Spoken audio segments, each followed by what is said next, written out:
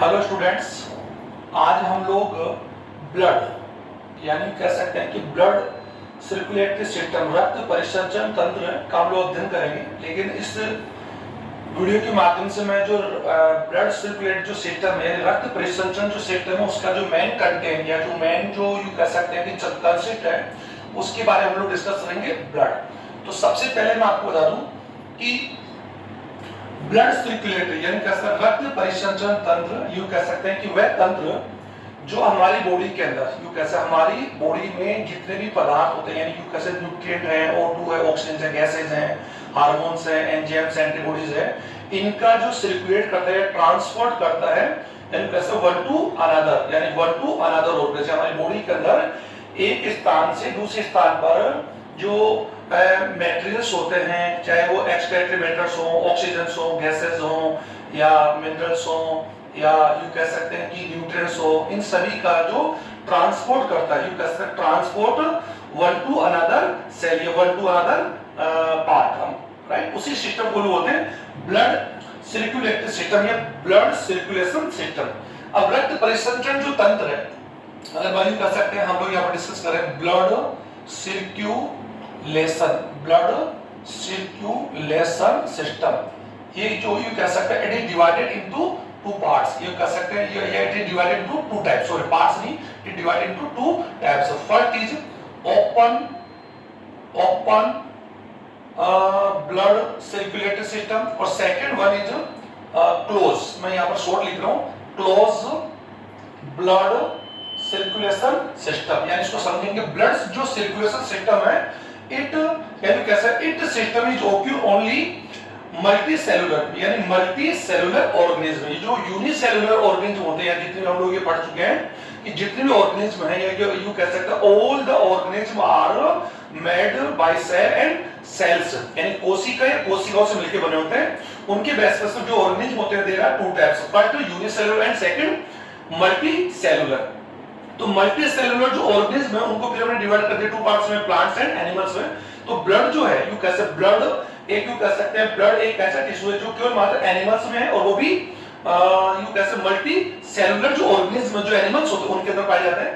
तो जो यूनिसेलुलर जो यू कह सकते हैं एनिमल्स होते हैं, उनमें तो क्या होता है कि जितने भी जो मेटल होते हैं, या यू कह सकते हैं कि ऑक्सीजन है, CO2 है, या जो न्यूट्रल मेटल्स है, वो यू कह सकते हैं डायरेक्टली क्या हो सकते हैं कि डायरेक्टली एक्सचेंज या direct transport by the you atmosphere, you कह सकते हैं एनवायरनमेंट से डायरेक्टली ये जो एनिमल्स होते हैं डायरेक्टली यू कह सकते हैं कि attached with the environment direct जुड़े होते हैं, और वही एनवायरनमेंट से जो भी मैटर्स होते हैं, चाहे वो यू कह सकते हैं गैसेज हो या न्यूट्रिएंट मैटर्स, उनको क्या कर सकते हैं यू एक्सेप्ट कर लेते हैं और उनको बॉडी से एक्सक्रीट कर पाते हैं। लेकिन मल्टी सेलुलर जो ऑर्गेनिज्म होते हैं उनमें एक सिस्टम होता है जिसे हम लोग सर्कुलेशन सिस्टम बोलते हैं।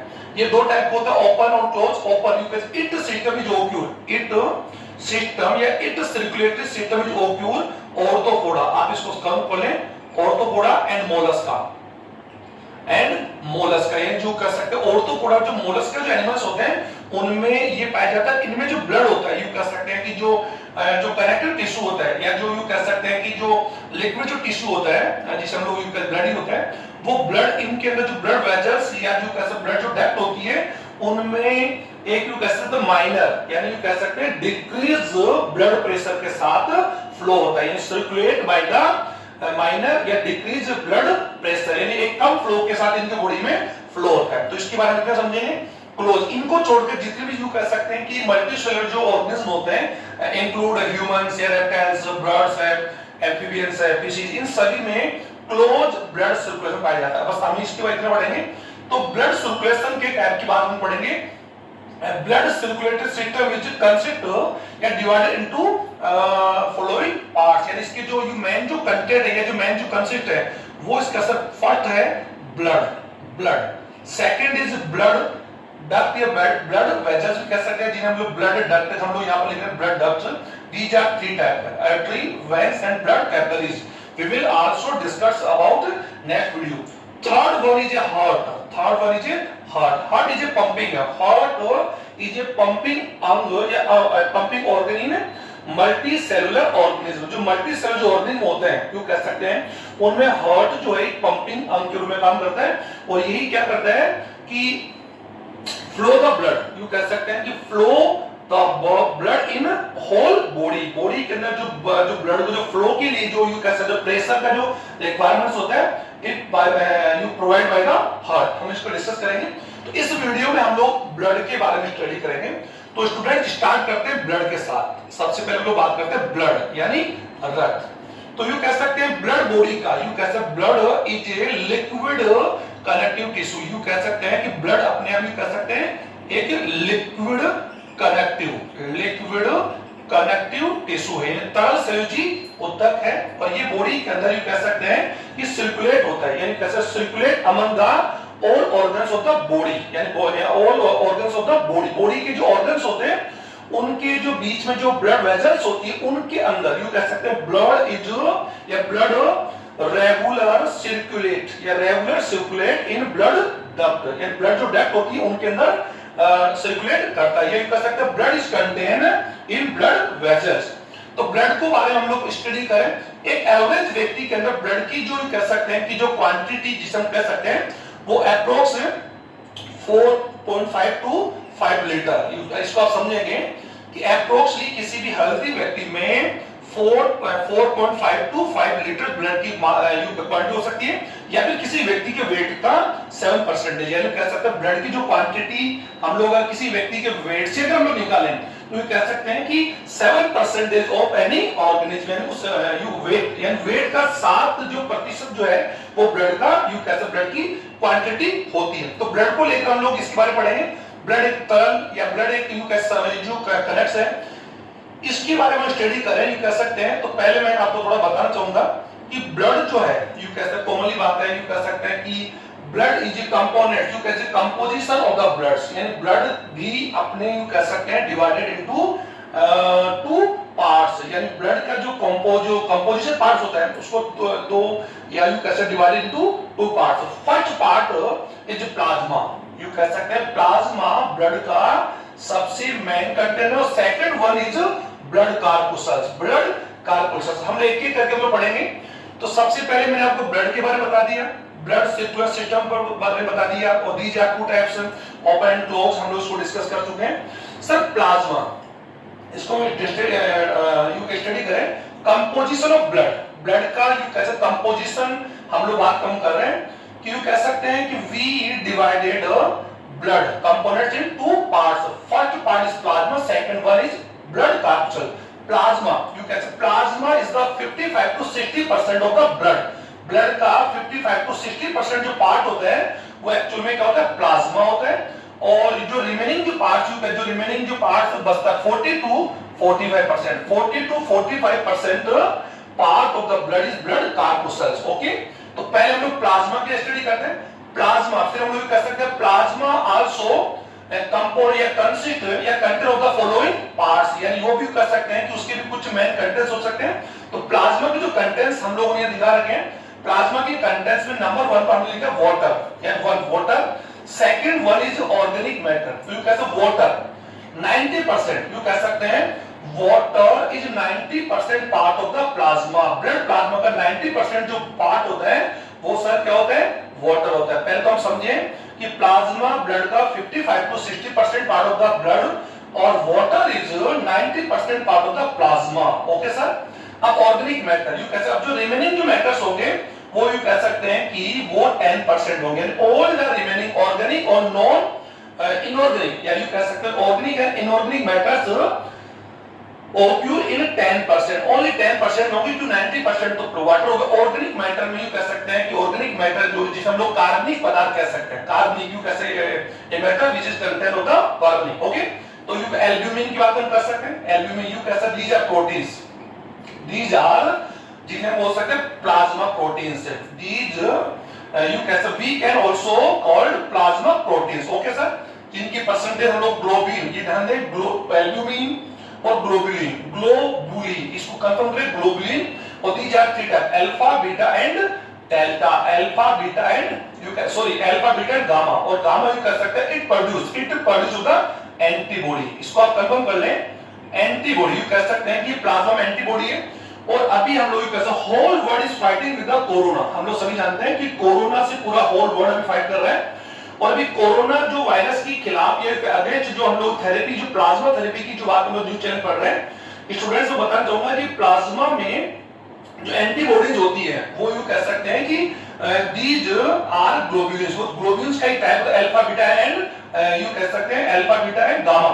और gamma you can produce the antibodies, और यू कह सकते हैं it fight against the pathogens या फाइट अगेंस्ट विद एंटीजेंस, ये एंटीजन के साथ फाइट करती है। इसको कंफर्म कर लें कि ये हमारी बॉडी के अंदर जो एंटीजेंस होते हैं यानी आउटर या जो एक्सटर्नल या जो antigens enter in our body जो एंटर करते हैं, तो यू कह सकते हैं कि these antibody against with them, उनके साथ फाइट करती है। ओके, उसकी बात अगर यू कह सकते हैं फाइब्रिन, यू कह सकते हैं यू कह सकते हैं फाइब्रिनोजन की बात हम कर सकते हैं, prothrombin, glucose, amino acids, you कह सकते हैं these are content of the blood plasma. Glucose इनकी percentage 0.1%, amino acids, fatty acids, glycerol, hormones, enzymes, uric acid, urea and minerals. You कह सकते जो ये लास्ट में मैंने लिखा है ये सब दी जो इनऑर्गेनिक, यू कैसे इनऑर्गेनिक, ये कैसे सभी किसी कौन से मैटर है इनऑर्गेनिक, ये लास्ट में जो लिखे ये तो सारे के सारे ऑर्गेनिक मैटर है। और इन सभी का परसेंटेज अगर हम लोग इंक्लूड करते हैं तो यहाँ पे इनको जो यू कह सकते दीज आर प्लाज्मा प्रोटीन्स। और यू कह सकते हैं कि ब्लड के जो प्लाज्मा है उसके अंदर यू कह सकते हैं कि blood coagulate and non coagulate factor also occur. Blood के अंदर ब्लड के जो कोगुलेट यू कैसे जो क्लॉटिंग जो फैक्टर्स होते हैं, एंटी कोगुलेट फैक्टर हिपेरिन है, हिस्टामिन्स है या प्रोथ्रोम्बिन है, फाइब्रिनोजेंस है, यू कैसे वो इसके इंक्लूड होते हैं और वो मैंने सभी यहां पर दर्शाए। तो ग्लूकोज, अमीनो एसिड्स यानी all the excretory and nutrient matters are occur in blood plasma। तो blood plasma में these are minerals of the या these are the ions of the blood, sodium, potassium, magnesium, chloride, bicarbonate, phosphate and sulfate also। Okay sir students, तो ये आप लोगों ने blood plasma को study किया और मैं इसको इरेज कर रहा हूं। अब हम लोग कह सकते हैं सेकंड जो पार्ट है यू कह सकते हैं जो second content of the blood is blood corpuscles. Blood corpuscles are embedded here कैसे blood corpuscles stream, you कह सकते हैं stream into blood plasma। इसको कंफर्म कर लें कि जो ब्लड के अंदर यू कह सकते हैं, अगर हम यू कह सकते हैं ब्लड लें तो ब्लड के जो ब्लड जो कार्पुसल्स होती है ब्लड प्लाज्मा में क्या करती है स्विम करती है यानी तैरती है। इसी कंडीशंस को या इनकी जो परसेंटेज यानी the percentage of blood corpuscle in plasma हम इसको बोलते हैं हेमेटोक्रिट। ये वर्ड मैंने आप लोगों के लिए लिख रखे हेमोलाइसिस एंड हेमोपोइसिस। मैं इनको एक्सप्लेन कर दूं पहले। हेमेटोक्रिट इसको कंफर्म करें students, you can say the percentage of blood corpuscle in blood plasma called as hematocrit. Hematocrit इसको कंफर्म कर लेंगे, आप लोग समझ गए होंगे। और ब्लड जो कार्पुसल्स होती है, जो रक्त की जो कणिकाएं होती है, सेल्स होती है, वो ब्लड के अंदर क्या करती है स्टूडेंट्स, मूव करती है, स्विम करती है, स्विम यानी स्विमिंग करती है। ओके, इन्हीं की परसेंटेज को हम लोग हेमेटोक्रिट बोलते हैं। Haemolysis it is a process of the you can say it is a process by which RBC cells are destroyed या decompose भी कह सकते हैं कि RBC जो cells होती है यानी ब्लड की जो RBC cells होती है उनके जो destroyed या इनका जो decompose या इनका टूटना जो यू कहते हैं degenerate, यू कह सकते हैं student degenerate of RBC। it is a process of degenerate of RBC cells of blood, it is process called hemolysis। अब है sir hemopoiesis। Hemopoiesis it is a process of the formation of RBC. ये तो sir degenerate है, इसको आप समझ लोगे, degenerate of RBC. और ये क्या सर, फॉर्मेशन ऑफ आरबीसी यानी formation of RBC in bone marrow. इसको भी आप लोग कंफर्म कर ले, इन बोन मेरो यानी कैसा बोन मेरो में आरबीसी का फॉर्मेशन, उसी फॉर्मेशन को हम लोग हेमोपोइसिस कहते हैं। हेमोपोइसिस और हेमोलाइसिस और हेमोपोइसिस की जो रेट होती है वो बॉडी पर डिपेंड करती है कि इन दोनों की जो रेट्स होती है, यू कहते हैं रेट्स ऑफ द हेमोलाइसिस और हेमोपोइसिस, तो यू कह सकते हैं बैलेंस्ड होती है। क्योंकि अगर कम ज्यादा होगी तो बॉडी के अंदर आरबीसी या ब्लड का जो कंटेंट है वो यू कह सकते हैं डिक्रीज और इंक्रीज हो सकता है। तो ओके स्टूडेंट्स, तो इसको मैं यहां पर इरेज कर रहा हूं और ये तीनों डेफिनेशंस यू कह सकते हैं you will write in your notebook and define these definition, इनको आप लोग डिफाइन करेंगे। ओके स्टूडेंट्स, तो आप हम लोग इसको आगे बढ़ रहे हैं। तो ब्लड प्लाज्मा की बात में हम लोग स्टार्ट कर रहे हैं। blood corpuscles. Blood corpuscles percentage of 40 to 45% in the blood. These are three types. These are three types. तीन types की हो सकती है. First, blood corpuscles is RBC. RBC, red blood corpuscle. Students, this is full form, red blood corpuscles. Okay, student मैंने यहाँ लिख रखा है corpuscle. Okay, RBC की बात भी कर सकते हैं कि जो टोटल जो आरबीसी जो ब्लड्स होती है, जो टोटल रेड ब्लड का, उसमें सबसे ज्यादा अगर यू कह सकते हैं कि जो सबसे ज्यादा जो परसेंटेज होता है वो इन्हीं का होता है. ये कह सकते हैं कि ये ब्लड के अंदर 90 to 99%, यानी यू कह सकते हैं कि इनका जो प्रतिशत है, ये percentage of the RBC is higher than another blood corpuscle. सबसे ज्यादा जो परसेंटेज होता है आरबीसी का होता है. तो हम लोग आरबीसी के बारे में डिस्कस करेंगे. तो सर सबसे पहले बात यू कर सकते हैं, इनका जो परसेंटेज है सबसे ज्यादा होता है, और इनको अगर यू कह सकते हैं अगर इनको इनके अगर क्वांटिटी को हम लोग मापें तो क्वांटिटी स्टूडेंट्स इनकी 45 to 52 lakh पर क्यूब ml ब्लड, यानी पर क्यूब ml ब्लड के अंदर इनकी जो कैसा क्वांटिटी जो आरबीसी की होती है 45 to 52 लाख. और इन यू कह सकते हैं female in female body RBC cells are lack, या यू कह सकते हैं कि decrease compare to male body, यानी मेल की तुलना में फीमेल में आरबीसी जो होता है उनकी क्वांटिटी क्या होती है, कम होती है. इसलिए मैंने 45 to 52 लाख लिख दिया. ओके स्टूडेंट, अब यू कहते दीज आर, यानी जो आरबीसी होती है these are concave in shape, यानी इनका जो शेप होता है कॉनकेव, यानी उभयोत्तल यू कैसे इन वर्टिब्रेट्स. इसको कंफर्म कर लेंगे, यानी सॉरी वर्टिब्रेट्स में अगर बात हम करें मैमल्स की बात कर रहे हैं, concave is shaped. Okay, in concave in shaped इनका हो गया. और इनका जो लाइफ स्पैन होता है 90 to 120 डेज, यानी आरबीसी का जो जीवन का 90 to 120 डेज होता है. और दीज आर यू कह सकते हैं nucleus is absent in RBC. या कंफर्म कर लेंगे कि जो सेल्स होती है इनके अंदर न्यूक्लियस जो होता है एब्सेंट होता है. इसको कंफर्म कर लें कि nucleus is absent in RBC cells of the mammals. Okay, but इनका अगर यू कह सकते हैं, अगर हम यू कह सकते हैं इनका अगर हम लोग एरर देखें तो लामा एंड कैमल, यानी these are also belong with the mammals ही होते हैं, लेकिन यू कह सकते हैं the RBC of llama and camels are with nucleus, यानी इनके जो RBC होती है इनके अंदर न्यूक्लियस पाया जाता है. ओके स्टूडेंट, आप समझ गए llama और camels की जो RBC होती है वो यू कह सकते हैं nucleus is occur in the llama and camels RBC. Okay, और इनको छोड़ने वाले जितने भी मैमल्स हो उनको RBC नहीं होती है, और इनके अंदर mitochondria, Golgi guys, all the cell organelles are also absent. अब जो आरबीसी का शेप जो होता है हम उसको राउंड भी कह सकते हैं, ओवल भी कह सकते हैं, और कॉनकेव भी कह सकते हैं. इनका लाइफ स्पैन हमने देख लिया. इनका जो प्रोसीड होता है आरबीसी का जो फॉर्मेशन होता है उसी को हम लोग अभी हीमोपोइसिस कहते हैं. और इनका फॉर्मेशन बोन मेरो, जो यू कैसे हमारे जो बोन्स है, जो लॉन्ग बोन्स होती है, लाइक यू कह सकते हैं कि टिबिया, फिबुला, रिब्स, जो हमारी यू फीमर, इन जो लॉन्ग जो यू कह सकते हैं कि जो लॉन्गेस्ट जो बोन्स होती है, उन बोन्स के जो बोन मेरो है वहां पर आरबीसी को यू कह सकते हैं फॉर्म करने वाली टिश्यूज पाए जाते, जिन्हें हेमेटोक्रेटिक टिश्यू भी कहते हैं. ओके स्टूडेंट, अब यू कह सकते हैं कि इनका ड्यूरिंग द एम्ब्रियोजेनिक कंडीशन, यानी ड्यूरिंग द एम्ब्रियोनिक डेवलप, यानी भ्रूण विकास के दौरान आरबीसी का जो फॉर्मेशन होता है, फॉर्मेशन यू कह सकते form by liver and spleen you कह स्प्लेन, यानी हमारी बॉडी के अंदर आरबीसी का फॉर्मेशन है ड्यूरिंग द एम्ब्रियोनिक डेवलपमेंट दौरान. RBC cells is produce in liver and spleen organs. Okay, और यू कहते हैं इन एडोलेंस के अंदर आरबीसी का फॉर्मेशन कहां होगा, बोन मेरो, और बोन मेरो हमारी यू कह सकते हैं डीजे कंटेंट होता बोन. ओके, बोन का जो बोन मेरो में इसका फॉर्मेशन होता है. तो आरबीसी के लिए हम लोगों ने ये जो कंटेंट्स मैंने आपको बता दी. अब आरबीसी को लेकर हम लोग कह सकते हैं आरबीसी एक न्यूक्लियस लेस सेल्स होती है. इसका जो मेन पार्ट जो होता है इसके अंदर हीमोग्लोबिन, यानी क्या होता है student, haemoglobin is a respiratory pigment. इसको कंफर्म कर लें, haemoglobin is a respiratory pigment in mammals. Okay, और अगर यू नॉन वर्टिब्रेट्स की बात उनको और थोड़ा इनकी बात हम लोग कर रहे हैं, इनमें जो रेस्पिरेटरी जो पिगमेंट्स होते हैं हीमोसाइनिन, क्या हो सकता है स्टूडेंट, हीमोसाइनिन. मैं यहां पर इसका शॉर्ट लिख रहा हूं, हीमोसाइनिन और हीमोएरिथ्रिन।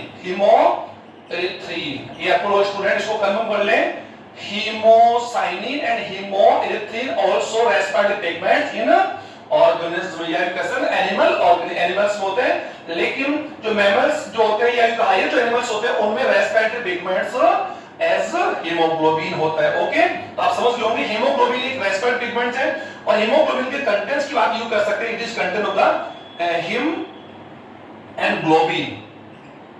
हिम इसका यू कह सकते हैं, हिम इसका नॉन प्रोटीन पार्ट और it is A protein part, और यू कैसे हिम एक हीमोग्लोबिन हम लोग कह सकते हैं कि एक होलो एंजाइम, जैसे होलो एंजाइम मैंने आपको बताया था कि holo enzyme is content of the protein and non protein matter, उसी प्रकार से हीमोग्लोबिन आल्सो ये यू कैसे कंबाइंड, या यू कह सकते हैं combined protein या complex protein, it is divided into two parts, heme and globin. Heme is 5% and globin 95%. और जो globin जो proteins है, globin protein is contain, it is made up with four polypeptide chains या to, इनमें से जो polypeptide chains होती है 2 alpha and 2 beta. ओके, इसको कंफर्म कर लें, alpha polypeptide chains is contain, you can say contain of 141 amino acids और it is 146 amino acids. इसको हम लोग इतना कंफर्म कर लें।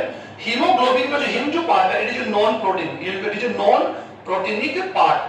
अब हिम के में कह सकते हैं, हिम जो part it is made of the iron, you कह सकते आयरन के, यू कह सकते हैं कि जो फेरस आयरन जो इधर फेरस के, यू कह सकते 4 molecules, यानी 4 molecules are occur in haem part of the haemoglobin. इसको कंफर्म कर लें कि हीमोग्लोबिन के हिम पार्ट में आयरन के या जो फेरस आयन होता है, ferrous, okay sir, it is oxidation phase, ferrous and ferric. Okay, ferric is Fe3 होता है, लेकिन यहां पर हीमोग्लोबिन जो आयरन होता है वो कौन से फॉर्म में, फेरस फॉर्म में होता है, और 4 फेरस आयंस या 4 molecules in consist या contain the hemoglobin part of hemoglobin. Okay student, और इट इज यू कह सकते हैं कि ये हीमोग्लोबिन को एक्सप्लेन करने के बाद में हम लोग आरबीसी जो सेल्स है इनका जो मेन फंक्शन अगर बात भी कर सकते हैं, इसमें हीमोग्लोबिन जो आरबीसी के अंदर होता है ये इसका मेन कंटेंट होता है, और इसी हीमोग्लोबिन से यू कह सकते RBC act as a vector of O2 and CO2, you कह सकते हैं। तो haemoglobin is a vector of the RBC, by presence of haemoglobin RBC transportation of the O2 and CO2 in human body along with all higher animals. Okay, तो RBC blood cells इनको हम लोग हम इनको कह सकते हैं erythrocyte cells also called, हम इनको erythrocyte भी कह सकते हैं। स्टूडेंट अभी वीडियो चला हुआ है। सेकंड कार्पुसल्स इज WBC या WBC होती है जिन्हें हम लोग ब्लड वाइट कार्पुसल बोलते हैं, और इनको हम लोग ल्यूकोसाइट भी कहते हैं। WBC को अगर बात भी कर सकते हैं, दीज आर इर्रेगुलर, इनका जो साइज होता है इर्रेगुलर होता है। दीज आर अमोबॉइड, यानी इनका जो शेप जो होता है अमीबो, जो अमीबा होती है यानी कैसे अमीबो साइज में बोल सकते हैं। और इनके अंदर यू कह these are nucleus is present, यानी इनके सेल्स में इनका जो सेल्स का जो साइज होता है या शेप होता है वो सब इर्रेगुलर होता है, या यू कह सकते हैं मल्टीमॉर्फिक हो सकता है, क्योंकि इनका जो शेप होता है इर्रेगुलर, और यू कह सकते हैं कि इनका शेप जो होता है कभी फिक्स नहीं होता है, और इसलिए इनको हम लोग amoeba cells we can also amoeba cells में हम लोग कह सकते हैं इनमें न्यूक्लियस पाया जाता है, और इनका जो लाइफ एक्सटेंट होता है वो बहुत ही कम होता है, यू कह सकते हैं कि 2 to 4 डेज, यानी कुछ आवर्स से लेकर कुछ डे को हो सकता है, ये हम कह सकते हैं इनका जो लाइफ एक्सटेंट हो सकता है some hours to some days, यानी some hours to some days हो सकते हैं, 2 to 3 days we can also write। इनका जो क्वांटिटी होती है सेल के अंदर, उनकी क्वांटिटी सर हम लोग लिख सकते हैं 6.5 to 10 half यू कहते हैं पर क्यूब ml। ये मैंने बता दिया था कि 1 घन ml में इनकी जो क्वांटिटी होती है सर 6, यू कह सकते हैं कि 6500 to 10,500 पर क्यूब। ओके सर, तो यू कह, और इनका अगर ratio between RBC and WBC का अगर रेशो हम लोग कैलकुलेट करते हैं बिटवीन, तो सर दिस रेशो इज 600:1। इनका जो रेशो आरबीसी और डब्ल्यूबीसी का रेशो बहुत ही कम होता है, तो आपने देख लिया होगा कि आरबीसी ब्लड कार्पुसल्स में सबसे ज्यादा यू कह सकते हैं कि जो क्वांटिटी सबसे ज्यादा हाईयर होती है। अब जो डब्ल्यूबीसी जो सेल्स होती है इनका जो साइटोप्लाज्म होता है, इनके साइटोप्लाज्म में ग्रेन्यूल्स यानी ग्रेन्यूल्स पाए जा सकते हैं या नहीं हो सकते हैं। तो basis dark of the value का presence and absence dark granules के आधार पर हमने इनको 2 टाइम में डिवाइड किया हुआ है। ग्रेनुलोसाइट्स, यानी एक तो हमने पढ़ा ग्रेनुलोसाइट्स WBC और एक है एग्रेनुलोसाइट्स, हमने पूरा लिखा नहीं ग्रेनुलोसाइट्स, ग्रेनुलोसाइट्स। इसको स्टूडेंट हमने कणिका युक्त WBC और कणिका विहीन WBC। कणिका युक्त जो WBC होती है, यू कह सकते हैं कि granules are occur these cytoplasm of WBC। इन WBC का जो साइटोप्लाज्म होता है उसमें ग्रेनुल्स पाया जाता है, और उनका जो इन न्यूक्लियस यानी इन ग्रेनुलोसाइट्स जो WBC होती है, इनका जो न्यूक्लियस होता है सर वो पॉलीमॉर्फिक यानी पॉलीमॉर्फिक न्यूक्लियस होता है।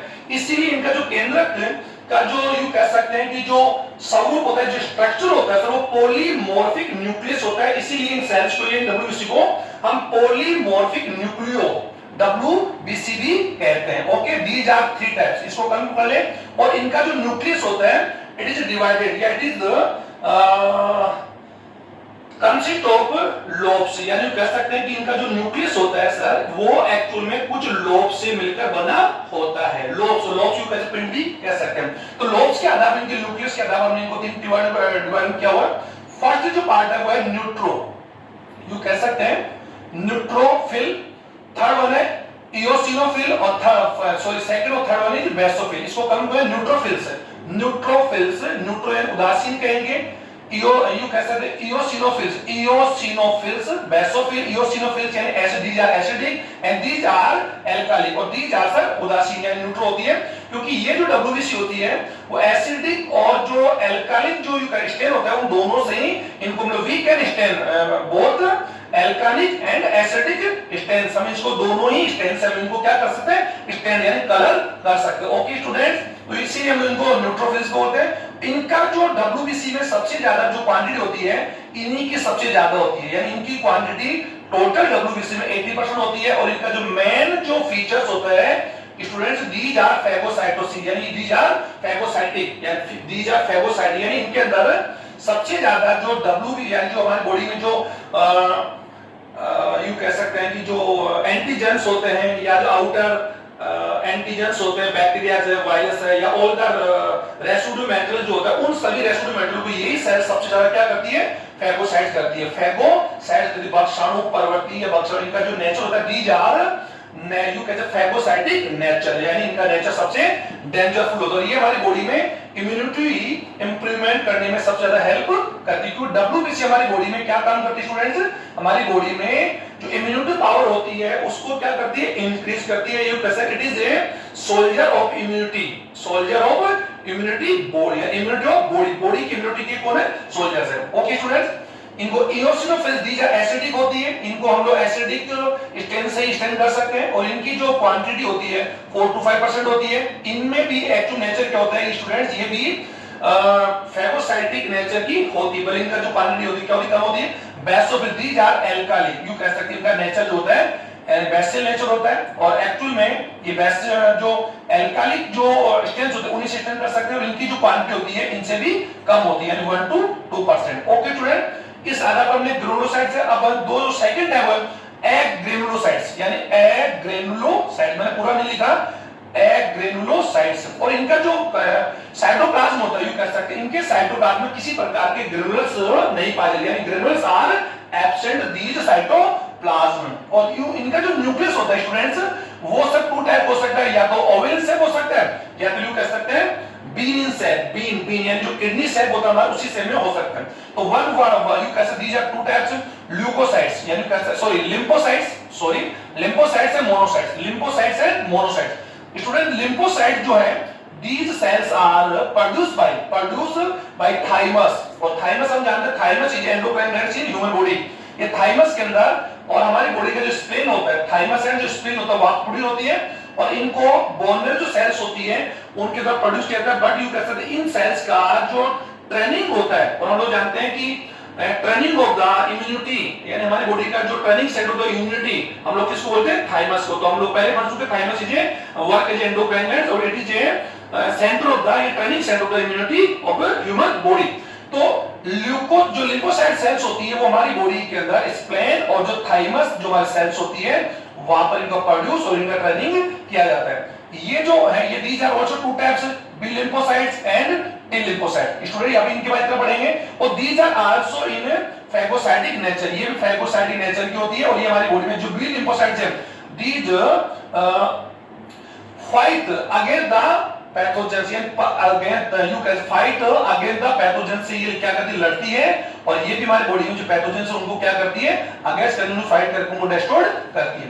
ओके स्टूडेंट, अब आते हैं monocytes. Sir these are also you can, monocyte जो होती है इसका जो न्यूक्लियस होता है, you can say nucleus is bean sac, nucleus of these cells are bean sapped, यानी bean sapped होता है, इनका ऑल सेप में हो सकता है। ये जो मोनोसाइट्स होती है ये हमारी बॉडी के अंदर एक, यू कैसे इनका नेचर भी एक्चुअल में फैगोसाइटो, यू कैसे फैगोसाइटिक नेचर होते हैं। ये भी हमारी बॉडी के अंदर जो फॉरेन बॉडी होती है, जो एंटीजेंस होते हैं, बैक्टीरियाज होते हैं या हार्मफुल बैक्टीरियाज होते हैं, उन सभी से या टॉक्सिन्स होती हैं उन बॉडी से, क्या उन सभी से क्या करती है, फाइट करती है। स्टूडेंट्स, तो ये हमारा second type of the corpuscles. Third है वन इज प्लेटलेट्स, इनको हम लोग कहते हैं थ्रोम्बोसाइट्स, यानी हम इनको थ्रोम्बोसाइट्स भी कह सकते हैं। और इनका जो मेन, इनकी जो क्वांटिटी है सर 125, यानी 1.25 टू 3.5 लैक इन पर, यू कह सकते हैं एवरी क्यूब ml, यानी एक घन ml में इनकी जो क्वांटिटी होती है, यू कह सकते हैं 1.5 to 3.5 lakh in a healthy person. इनका जो मेन फंक्शन है, यू कह सकते हैं कि जो प्लेटलेट्स जो होती है दीज आर, यू कह सकते हैं कि nucleus also present in the cell, इनमें न्यूक्लियस होता है। और इनका जो साइटोप्लाज्म होता है ग्रेनुलर टाइप का नहीं होता है। ये जो सेल्स होती है इनका जो लाइफ एक्सटेंड होता है वो भी कुछ डेज का होता है। ओके स्टूडेंट, और इनका जो मेन फंक्शन यू कह सकते हैं, it is help in blood clotting during the heart and during the cut. जब हमारी बॉडी में किसी प्रकार का जो कट होता है या कोई वाउंड होता है तो ब्लड का जो रेगुलर फ्लो होता है उसमें यू कह सकते हैं it help the blood clotting, blood clot करके ब्लड के फ्लो को क्या करते हैं स्टूडेंट्स, रोकती है। और हम पहले पढ़ चुके हैं कि हीमोफीलिया एक जेनेटिक डिसऑर्डर में बता रही था कि यू कह सकते हैं कि इन जेनेटिक हीमोफीलिया में जो इफेक्टेड जो पर्सन होता है उसमें यू कहते हैं ब्लड इज कंटीन्यूअस, यानी कंटिन्यू फ्लो, यू कह सकते हैं ड्यूरिंग ए नॉर्मल कट, एक नॉर्मल कट के दौरान रेगुलर उसका फ्लो रेगुलर रहता है। और रेगुलर फ्लो होने से ये कह सकते हैं कि हायर ब्लड फ्लो से बॉडी या व्यक्ति की डेथ भी हो सकती है। तो ये इसके इंपॉर्टेंट पार्ट्स हैं। तो स्टूडेंट्स, हमने आज ब्लड के कंटेंट्स को एक्सप्लेन करके आपको मैं बता दिया। अब हम लोग कह सकते हैं फंक्शन ऑफ ब्लड। स्टूडेंट आप इसको समझिए, वैसे हमारी बॉडी के ब्लड के यू कह सकते हैं कि ब्लड हमारी बॉडी में फंक्शन, यू कह सकते हैं ये several functions done by blood in human body.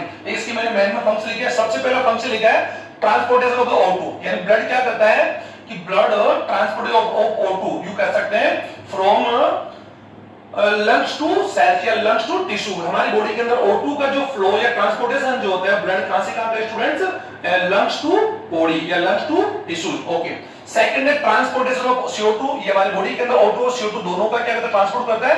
लेकिन transport of the O2 from, you can from tissue, from tissue to, you can from tissue to lungs की तरफ इसका फ्लो होता है। डिस्ट्रीब्यूशन ऑफ द न्यूट्रिएंट, हमारी body में जितने भी हमारे सेल्स या टिश्यूज होते हैं उनमें जो न्यूट्रिएंट मैटर होते हैं यानी कार्बोहाइड्रेट्स हैं या मिनरल्स, उन सभी का डिस्ट्रीब्यूशन भी बाय ब्लड, क्योंकि ब्लड हमारी बॉडी का एक सर्कुलेट टिश्यू है। Transport of the excretory waste, यानी हमारी बॉडी के जितने भी जो एक्सक्रीटरी मैटर्स है, यूरिया, यूरिक एसिड है, या यू कह सकते हैं कि increase level of the water है, या जितने भी है उनको हम लोग बॉडी से क्या करता है, ये एक्सक्रीटरी वेस्ट को भी बॉडी से बाहर या सॉरी ट्रांसपोर्ट करता है। ओके, क्योंकि ये क्या करता है, जैसे यूरिया को हमारे लीवर से ये हमारे किडनी की तरफ क्या करता है, ट्रांसपोर्ट करता है। Okay, regulation of body temperature, body का जो टेम्परेचर होता है, हम लोग होमोस्टैटिक है, हमारे बॉडी का टेम्परेचर 37 डिग्री इन सेल्सियस है और 498 डिग्री फ़ारेनहाइट, इसको कंफर्म कर ले आप लोग। तो ये हमारे बॉडी का जो टेम्परेचर है उसको मेंशन करने में बॉडी का जो ब्लड रेगुलेटरी सिस्टम है उसी का एक यू कर सकता है फंक्शन। ये सर सबसे प्रोटेक्शन अगेंस्ट डिजीज, ये हमारे बॉडी के, क्योंकि हम जानते हैं कि WBC the content of the blood का मेन कंटेंट WBC है और it fight against the pathogens या आउटर पैथोजेंस। तो यू कह सकते हैं कि ये जो वर्क है वो भी किसका काउंट होगा स्टूडेंट्स, ब्लड का। तो protection in the against disease, formation of the blood clotting, यानी यू कह सकते ड्यूरिंग एनी हार्ट या any cut off the cut in human organ, जब हमारी बॉडी किसी प्रकार जो क्लॉट ब्लड का जो फ्लो कट होता है तो ये ब्लड क्लॉटिंग में क्या करता है, हेल्प करता है, formation of the blood clotting. Healing of the wounds, यानी यू कह सकते घाव, हमारी बॉडी में जो भी घाव होते हैं, जितने वाउंड्स होते हैं, चोट लग गया तो घाव को एक्चुअली वापस क्या बढ़ने में मदद कर रही है। यू कह सकते हैं we can also regeneration of the wounds. Sir coordination among body organs, यानी हमारी बॉडी के अंदर blood is a circulate organ, ये blood is a circulate tissue, और ये हमारी बॉडी के अंदर क्या करता है, जो ब्लड वेसल्स होती है उनके हमारे बॉडी के अंदर क्या करता है, सर्कुलेट करता है। तो हमारी बॉडी के जो ऑर्गन्स होते हैं उनके बीच में क्या करता है, कोऑर्डिनेट करता, समन्वय करता है। All the organs by like heart, liver, kidney, pancreas, ये जितने भी ऑर्गन्स होते हैं सभी ऑर्गन्स को क्या करता है, कोऑर्डिनेट करता है। Okay, water balance in body, यानी हमारी बॉडी में जो वाटर का बैलेंस है इसको मेंशन कौन करता है, ब्लड। तो स्टूडेंट्स ये वीडियो आप लोग इसको ज्यादा से ज्यादा पॉज करके इसको सभी नोट्स को आप लोग पूरा करेंगे, और इसके जितने भी क्वेश्चंस बन सकते हैं वो सभी अपनी कॉपी में आप लिखेंगे, और इसको ज्यादा से ज्यादा इस वीडियो को सब्सक्राइब करेंगे। Thank you students.